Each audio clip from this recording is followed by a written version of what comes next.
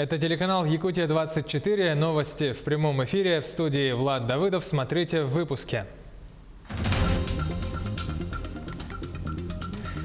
Оперштаб информирует, 216 новых случаев коронавируса выявили по республике за последние сутки. День рождения первого президента Михаилу Николаеву исполнилось 83 года. В Артудайду подготовка к зиме. Скоро в спячку впадут бурые медведи, барсуки и еноты.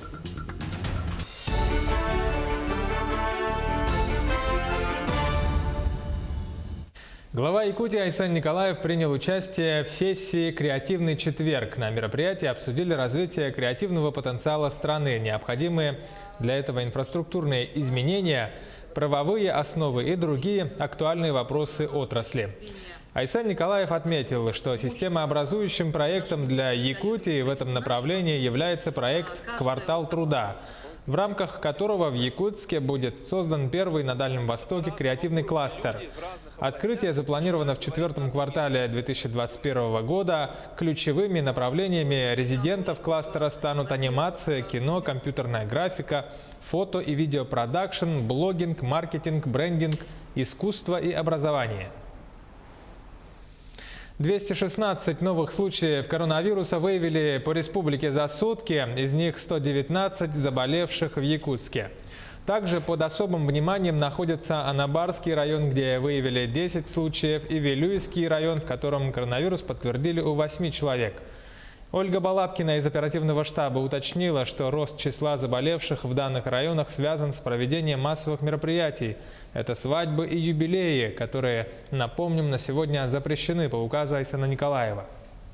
По Вилюйскому и Анабарскому улусу, причиной вот этого подъема и увеличения стало нарушение санитарно-эпидемиологических правил и норм, которые установлены указом главы Республики Саха-Якутия Айсена Сергеевича Николаева.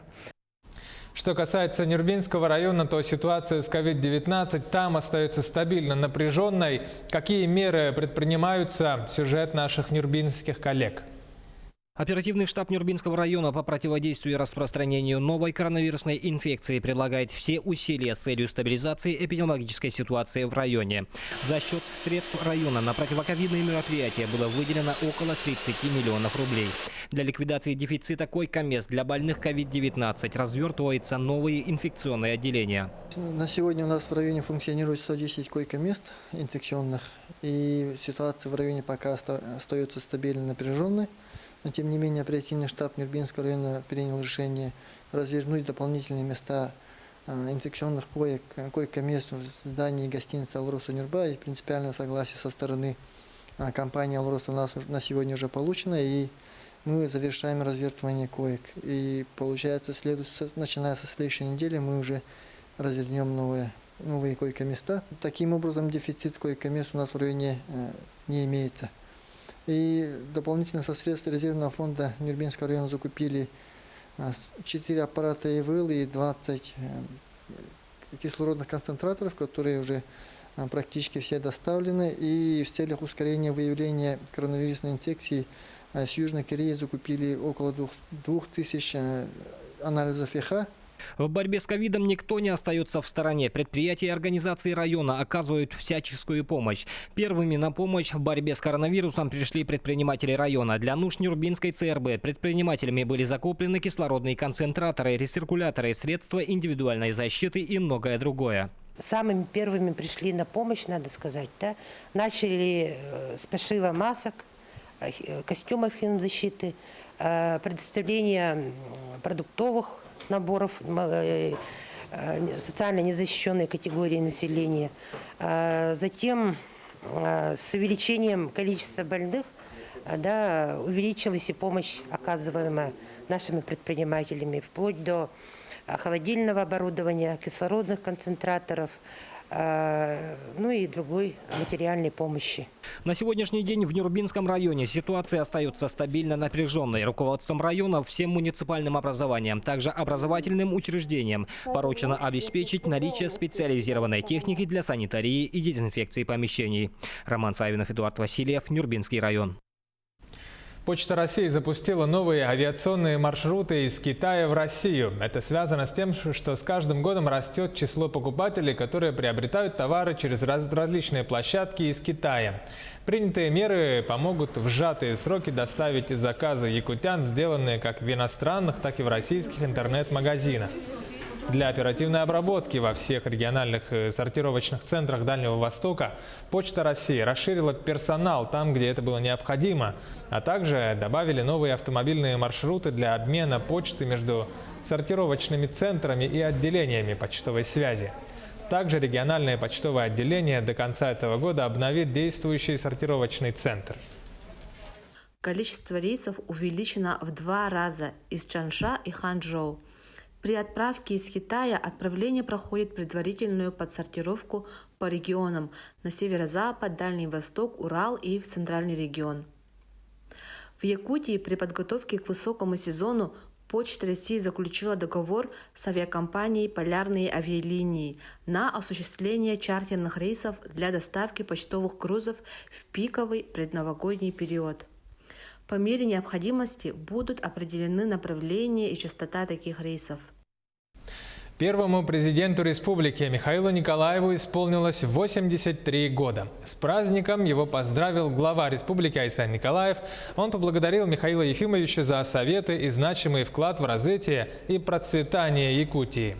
Ежегодно в ноябре в республике вручаются престижные именные стипендии первого президента. В день его рождения также филиал Национальной библиотеки «Николаев-центр» подготовил виртуальную выставку, посвященную этой награде. Стипендия «Знанием победишь» утверждена в 2002 году. Она стала ярким примером общественной поддержки, образования и мощным стимулом для дальнейшего роста учителей и учащихся.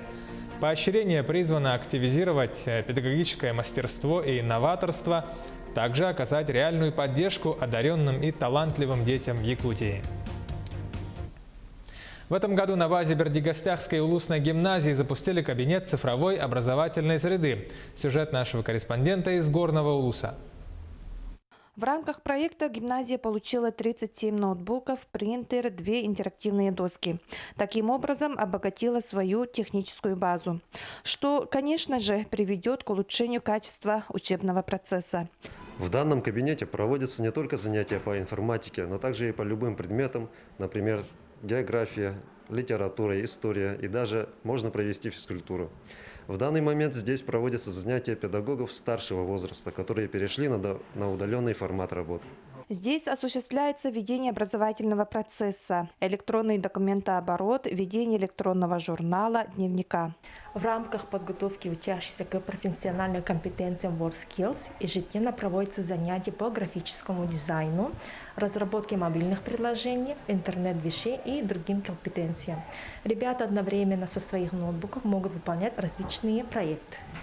Основной целью кабинета является создание условий для внедрения к 2024 году современной и безопасной цифровой образовательной среды, обеспечивающей формирование ценностей к саморазвитию и самообразованию у обучающихся всех видов уровней, путем обновления информационно-коммуникационной инфраструктуры, подготовки кадров и создания федеральной цифровой платформы. Адлена Тастырова, Михаил Мордовской, Михута, Горный, Бердигостях. Синоптики отмечают аномальное потепление погоды в Якутии. С чем это связано, разбирался наш корреспондент Дмитрий Тымыров.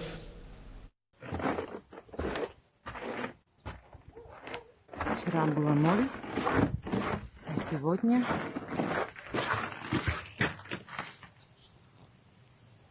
-1. Эта неделя выдалась неожиданно для ноября теплой по всей республике, но в некоторых районах цифры на термометрах действительно удивили. Например, в Алекминском. В отдельных населенных пунктах температура воздуха там поднялась аж до +2 градусов. Начал таять снег, появились сосульки. В Вилюйской группе улусов местами даже выпал мокрый снег. Сегодня у нас 5 градусов. Ночью вот с крыши капельки капали.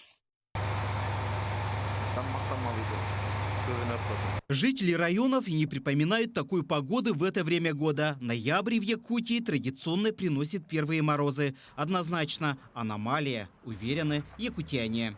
Сегодня в Сунтаре очень теплая погода, минус 3 градуса. Вчера вообще было +1. Даже вот сосульки висят у нас. В ноябре месяце это вообще аномальное явление, можно сказать. Но у специалистов регионального гидрометцентра на этот счет мнение другое. По их словам, это обычная картина для данных районов. Переживать нужно, скорее всего, за последствия такого потепления. Такие погодные явления могут быть чреваты для выпаса лошадей и других животных, которым приходится добывать подснежный корм, так как может образоваться ледяная корка и плотный наст. Также синоптики прогнозируют в эти выходные в западных и южных районах Якутии сильный ветер и снегопад. В ближайшие сутки 14 ноября в Ленском, Алекминском, Днем Валданском, Нюрнгринском районах ожидается снег, местами сильный, с усилением северо-западного ветра до 15-17 метров в секунду. В связи с этим госавтоинспекция предупреждает о возникающей из-за перепадов температуры опасности на дорогах и просят якутян воздержаться от дальних поездок. Дмитрий Тымыров, Якутск.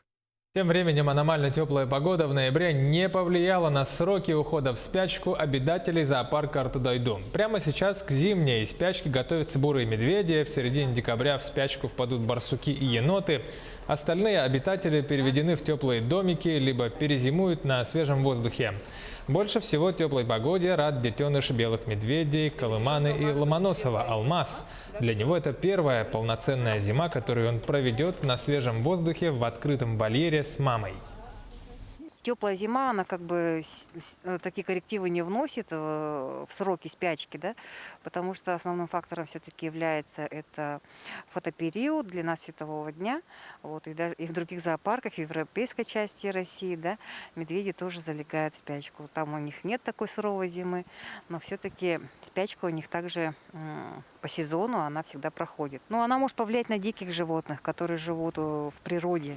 Вот, потому что это от этого зависит, от снежного покрова, величины снежного покрова, от нас, качества снежного покрова, да, от кормовой базы, которая вот, есть и в природе, да, для животных. Конечно, она может повлиять. Вот.